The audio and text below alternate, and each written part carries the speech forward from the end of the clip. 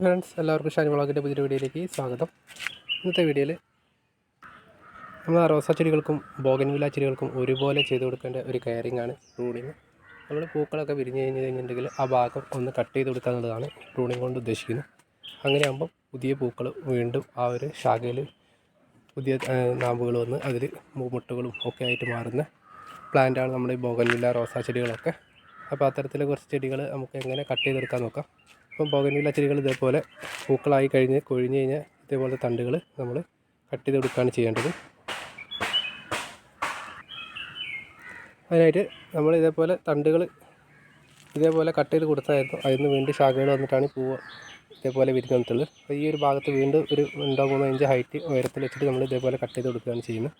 ഇതേപോലെ ഏത് വെറൈറ്റി ആയാലും നമുക്ക് ചെയ്ത് കൊടുക്കാവുന്നതാണ്. ഇല്ലെങ്കിൽ നല്ല ലെങ്തി ആയിട്ട് വളർന്ന പൂക്കൾ കുറവായിരിക്കും. അപ്പോൾ പൂക്കൾ ഉണങ്ങിക്കഴിഞ്ഞാൽ ഉടനെ തന്നെ നമുക്ക് ഈ ഒരു രീതിയിൽ കട്ട് ചെയ്ത് കൊടുക്കുക. അപ്പോൾ തന്നെ പെട്ടെന്ന് തന്നെ ഇതിന് വീണ്ടും ശാഖകൾ വരും. അതിന് പുതിയ പൂപ്പൊട്ടുകളൊക്കെ ആയിട്ട് മാറി ചെടി ഒന്നുകൂടി ഹെൽത്തി ആയിട്ട് മാറും. അപ്പോൾ അതിന് വേണ്ടിയിട്ട് നമ്മൾ ഈ പ്ലാന്റ് ഈ ഭാഗങ്ങളൊക്കെ ഒന്ന് കട്ട് ചെയ്ത് കൊടുക്കുന്നുണ്ട്. പിന്നെ കട്ട് ചെയ്തിട്ടുള്ള തണ്ടുകളൊക്കെ വേണമെങ്കിൽ നമുക്കൊന്ന് നട്ട് കൊടുക്കുകയൊക്കെ ചെയ്യാം. ഇതേപോലെ നിറയെ പൂക്കളുണ്ടായിരുന്നു. നമ്മൾ കൊഴിഞ്ഞതിന് ശേഷമാണ് ഇതേപോലെ കട്ട് ചെയ്യുന്നത്. ചെടി ഒന്ന് ഷേപ്പായി നിൽക്കുകയും ചെയ്യും ഇങ്ങനെ നമ്മൾ കട്ട് ചെയ്ത് കൊടുക്കുന്ന സമയത്ത്.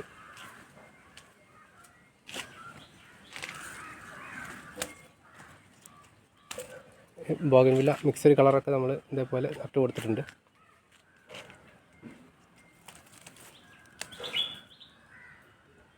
പിന്നെ നമ്മൾ റോസാ ചെടികളാണ്. റോസാ ചെടികൾ ഇതേപോലെ പൂക്കൾ ഉണങ്ങിക്കഴിഞ്ഞാൽ നമ്മൾ തണ്ടൊന്ന് കട്ട് ചെയ്ത് കൊടുക്കുക.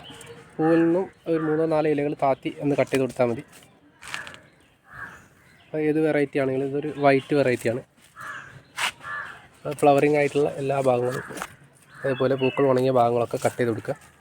പെട്ടെന്ന് ചെയ്തിട്ടില്ലെങ്കിൽ വീണ്ടും അതിൽ മുകളിലേക്ക് ഫ്ലവറിങ് ആയി ചെടി മുരടിച്ച് പോകാനൊക്കെ സാധ്യതയുണ്ട്. അപ്പം പെട്ടെന്ന് തന്നെ നമ്മൾ പൂക്കൾ ഉണങ്ങിയ ഉടനെ തന്നെ തണ്ടുകളൊക്കെ ഒന്ന് കട്ട് ചെയ്ത് കൊടുക്കുക.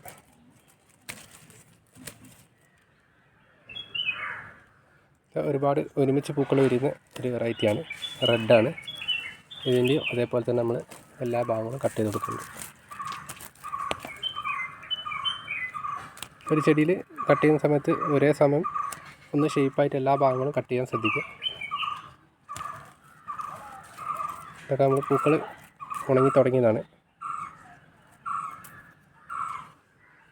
അപ്പോൾ ഈ ഒരു കാര്യം നമ്മൾ വളപ്രയോഗത്തിന് ശേഷം അല്ലെങ്കിൽ അത് മുന്നേ ചെയ്ത് കൊടുക്കുകയാണെങ്കിൽ നമുക്ക് പെട്ടെന്ന് തന്നെ വീണ്ടും ഫ്ലവറിങ് ആയി കിട്ടും.